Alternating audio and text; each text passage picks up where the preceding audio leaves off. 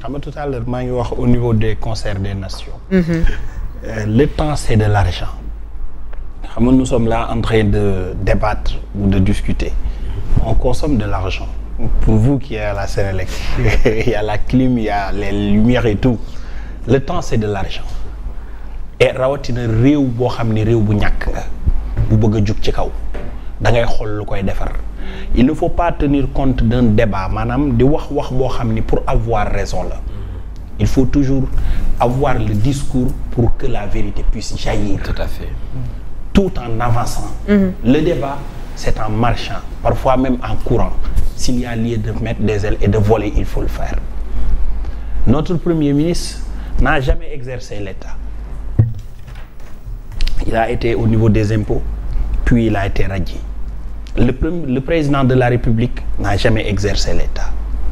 Il a été dans les services de l'État, puis il était en prison, après il est candidat et il vient au pouvoir.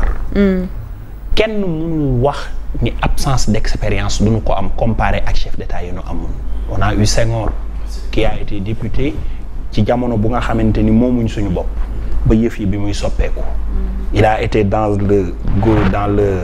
la fédération du Mali avec les Modibo et tout, puis bi mu éclaté woo il est président. ñu jógee bicéphalisme mu doon ñu ñëw république présidentielle. Après Abdou Diouf jóge ci suuf en tant que administrateur territorial ba doon nekk membre du gouvernement ba doon le premier ministre puis président de la République. Président Abdoulaye Wade gouvernement d'union nationale ministre de la coopération internationale yu bëree bëri puis président de la République. Et nga am Macky Sall moo gën a récent. Directeur général ministre premier ministre président de l'Assemblée président de la République xam enjeu yi xew xam nouvel ordre mondial bi ni muy doxee xam ni nous sommes dans une mondialisation. Le débat interne boo koy tenir dafa am langage booy utiliser mais quand tu es une voix autorisée et que ta voix porte très haut et très loin am na wax boo xamante ni si même et je dis même si j'amène la condition si c'est vrai am na neneen noo koy waxee. D'ailleurs ce qui est dangereux mooy Macky Sall bi nga xamante ni tey on l'interroge sur des tribunes où les dirigeants du monde sont là, les administrateurs des institutions de Bretton Woods, ceux qui gèrent les cabinets Moody's ñi nga xam ne ñooy dégrader sa signature. Vous savez que le Sénégal est au niveau B- actuellement. Eh oui, ñoo ngi toog muy animer un débat nga war ko poser question yu mu jaayee Sénégal mais le débat interne politico-social génne na benn wax boo xam ne ñu ko koy laaj ci vitrine boobu il donne des réponses détaillées après ñi toog foofu noonu li ñuy jël ci ay information foofu noonu ak ñi leen di représenter ci biir réew mi information yi ñu leen di indil dafay décrédibiliser sunu autorités yi face à eux face à leur signature moo tax les emprunts obligataires gis nga marché yu moo lay am nga wax par rapport ak FMI wax boo xamante ni si d'accord moi je suis d'accord sur les positions nga wax ko ouvertement d'accord mais il faudra l'assumer et l'assumer pleinement mais li ngay assumer dafay am ay dommages collatéraux dañu yem ci yow rek parce que les autres pays nga dem xooli ji leen waxtaan ak ñoom pour investir ci biir réew mi ils vont dire nous sommes dans une mondialisation on travaille avec FMI on ne peut pas contourner les règles il y a pas son veto on peut vous accompagner en termes d'outils et ce terme d'outils là c'est du commerce ils vont te vendre des outils et des services pas injecter de l'argent l'appui budgétaire qu'on avait on l'a plus oui. Et tant d'autres te loolu c'est parce qu'on n'a pas encore le veto véritablement du FMI alors monsieur continue à tenir son discours politique à s'entêter de dire que on n'a pas besoin du FMI mais dans une mondialisation bon sang où nous sommes même les pays les plus avancés sur certains points mais travaillent avec FMI tu ne peux pas être dans une mondialisation pour un pays pauvre dites le pays de l'Afrique le plus endetté et dire qu'on n'a pas besoin du FMI c'est mettre encore en mal ton pays et cela continue c'est la population qui va continuer à subir parce que élargir nañ assiette fiscale bi sur le plan du redressement et bu ñu élargir assiette fiscale bi yokku fi nga xamante ni si fépp fa lañ war a jëlee ji ay impôts mais population bi ñoo ko yëg yaa ngi wax sànq sur les impôts municipaux yi nga xam ne ak ci compteur bi ñu lay loué mais bu ñu leen imposer yéen ay impôts yoo xamante ni si dafa tar Sénélec pour mu mun a gën a suqaliku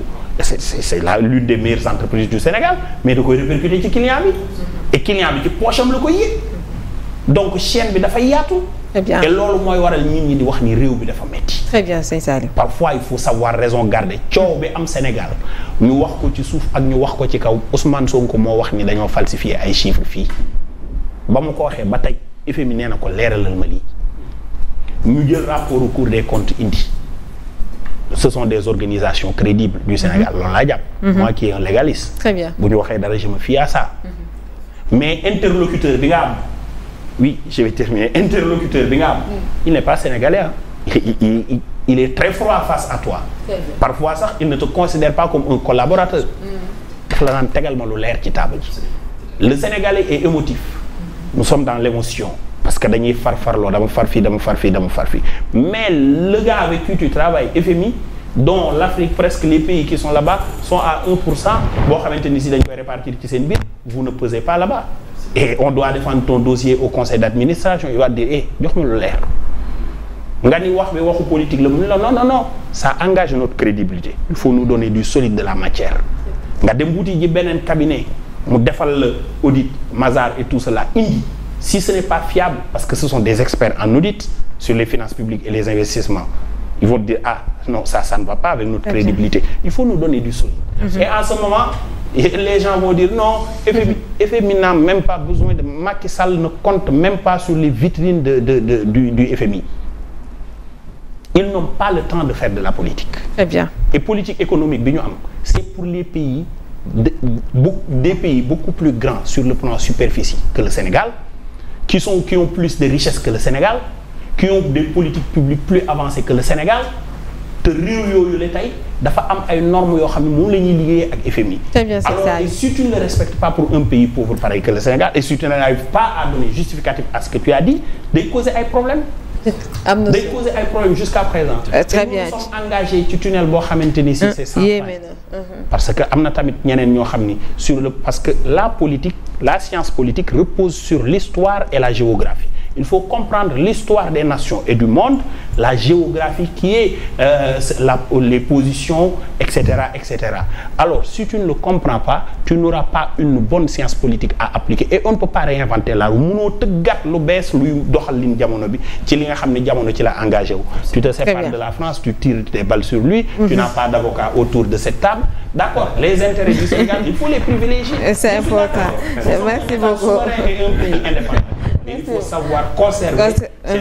Et je suis d'accord avec le président Diomaye ci interview bi ci parti bi mu waxee noonu parce qu'il a un discours très diplomatique mais nag des na il faut poser des actes. Des actes. Merci beaucoup. Alors dañuy delluwaat ci Fadiga alors dañuy ñëwaat ci jafe-jafe yooyu parce que ñu ngi koy wax ba tey ci mbirub FMI bi waaye bor peut-être bi nga xamante ne état amal na ko Sénélec entre autres mais tey am na ci ñenn ñoo xamante ne jàpp nañ ne Sénélec aujourd'hui dafa nekk ci ay jafe-jafe commencé nañ di nemmeeku di sentir li nga xamante ne moom moo di ay délestage coupure 2 fois par jour parfois fan yi moom la ñuy nemmeeku alors sur ce ñu ne dafa am problème de crédibilité au sein des banques ban réponse ngay indi. taw bi moo yàq affaire yi ci àll bi waral ñu koy defaraat après la communication boobu lay génn après préparer ko machine yi mooy tàng rek. en tout cas faut ñu jox ay prétexte quoi. des raisons beaucoup plus techniques. Mais juste pour revenir à la question concernant le FMI. ndax ñun tey en tant que syndicaliste. ci am wàllu bien sûr le pacte national de stabilité du gouvernement du Sénégal. tout à l'heure mon très cher ami mi ngi koy wax. ci indemnisation de logement bi mais aussi cadre décisionnaire mu nekk beaucoup de choses yi nga xam ni. à travers les fonds yi jot du FMI lañ koy financer. mon très cher ami dafa am solo muy ab réew kenn du ko yor ci émotion. on leur a dit c'est vous qui êtes au pouvoir yéen a jël nguur gi donc fexe leen di bañ def les choses dans l'émotion. dañu def demande au FMI de 1,8 milliard de dollars pour le Sénégal ci même période le premier ministre Ousmane Sonko taxaw ni par rapport li ñu fi jot tënk yëpp soxlawuñu kenn lu dul financement biir Sénégal endogène di leen xamal ni économie réew mënuñu ko def ci ay financement endogène ci koo xam ne sa askan ñu ngi souffrir ci économie bi nga xam ne dafa sooxe léegi li ñuy wax dette cachée dette cachée mënul am àdduna bi yëpp dafa am lu muy doxee muy dans tous les grands pays dafa am lu ñuy wax les dettes yi nga xam ne les structures à caractère public am na fu ñuy toll seen dette dañ koy dugal ci la dette publique